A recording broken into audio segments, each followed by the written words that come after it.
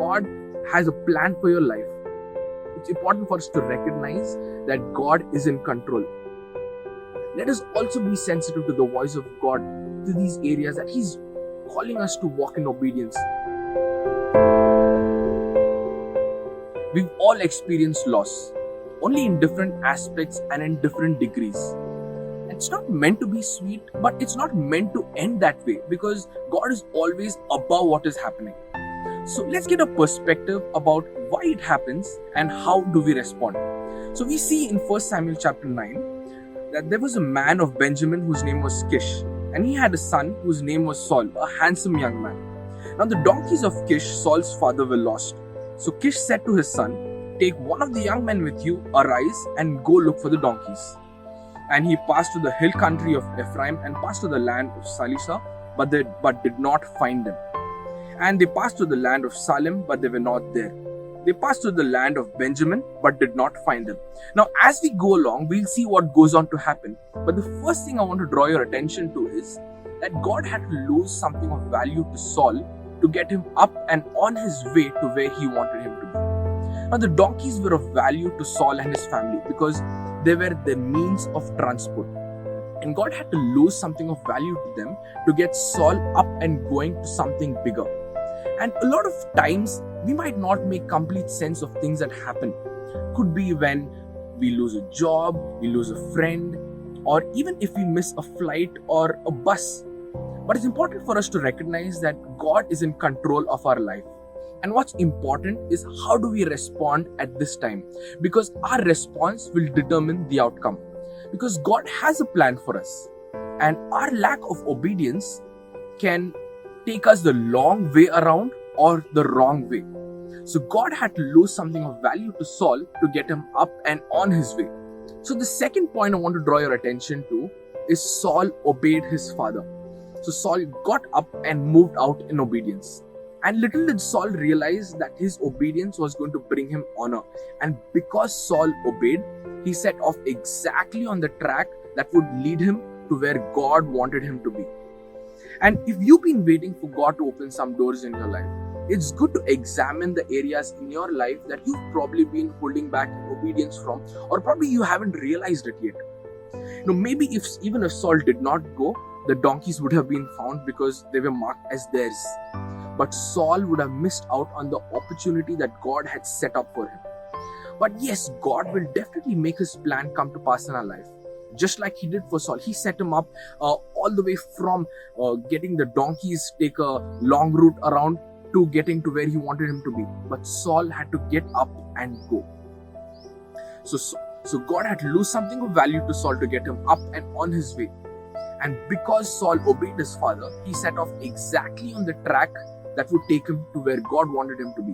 And the third point I want to draw your attention to is God took care of Saul's concern as he obeyed. It's amazing what we see in verse 20, that Saul's donkeys that were lost 3 days ago were found before they met Samuel. God already took care of Saul's concern. God already took care of the donkeys while Saul obeyed and was out on his way looking for them. But God kept Saul going because he brought him out for a different purpose. If Saul already knew that the donkeys were found, he would have probably returned home. Which is why God probably has held back a lot of answers that you and I have been waiting for. Because we are still yet to reach where He is taking us, or we are still yet to learn what He is teaching us. But it's so comforting and assuring to know that when God calls us to obedience to something, and when God gives us a call, He takes care of our concerns. Because He is a God who cares for us. He will not abandon us. God cared for Saul's need even while He called him out. And a lot of things that probably we've experienced loss in, not necessarily the loss of a loved one, areas we've been looking for restoration in. God has probably allowed that to happen so that He wants us to take us to another place where He wants us to be. And while we act and move in obedience, God is going to bring restoration in these areas. But what is more important is the place that God is taking us is far more important. And we see that Saul was faithful with what God had entrusted him with. He was faithful with what was in his hands. And while he did that, God took care of his concern. God took care of Saul's need. Now, the fourth point I don't want to draw your attention to is God will turn your lack into abundance. He will turn your loss to restoration. We see in 1 Samuel chapter 9 verse 20 to 21, we read that as donkeys were lost 3 days ago, do not set your mind on them, for they have been found.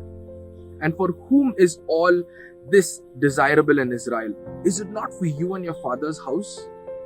And Saul answered to Samuel, am I not a Benjamite from the least of the tribes of Israel? And is not my clan the humblest of the clans of the tribe of Benjamin?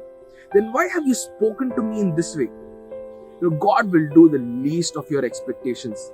God picked a young man from the least of the tribes of Israel to make him their king. God has a plan for your life. And no matter what happens, even if you don't see the bigger picture right now, it's important for us to recognize that God is in control. God had to lose something of value to Saul to get him up and on his way to where he wanted him to be. And while you recognize these areas in your life, let us also be sensitive to the voice of God, to these areas that He's calling us to walk in obedience in, and to these areas that He's calling us to respond in obedience to. And while we respond in obedience, we're going to set off exactly on the track that God had set for us. And while we do that, God is going to take care of the needs and concerns of your heart, because He cares for the details of our life. He's a God who cares. You're going to see God's hand holding you through. Let's pray. God, we thank you for this assurance that you have a plan for our lives, that you are in control of every detail of our life, and that you care for us, God. And Lord, we pray that even as we recognize that you are over what's happening and that everything is in your control and our lives are in your control, we pray that you will help us be sensitive to recognize your voice and know these areas that you're calling us in obedience to, God, and know these areas that you're calling us to step out in faith in. Father, we pray, Holy Spirit, God, that even as we hear your voice and recognize these areas, that you will give us strength to step out in them. But God, that as we know and while we recognize that your will is sovereign and that you always have a better plan for us, and that is far more important than the areas you've experienced loss or damage in, because you are a God who restores as well. That even we pray that even while we go on to step out in obedience, God, we will experience your strength, your favor, and your restoration, oh God, in our lives, because you care for us, God. You do not abandon your people, because you are a good God. And we thank you, Jesus, that you take care of our concerns and our needs while we step out in obedience. And we pray for anyone experiencing loss or damage or waiting, Lord God, for restoration. We pray for strength, that you will restore, oh God. We pray for strength, oh Lord God, and that you will help them recognize your voice, oh Lord Jesus, and know that you are with them through this, oh Lord. And that through this journey, that you will draw nearer to you and to where you want them to be. Lord, we thank you for you're a God who cares and you have a plan for our life. And that we pray, Lord God, that even while you call us and while you have a plan for our life, that we will move. In Jesus' name we pray. Amen.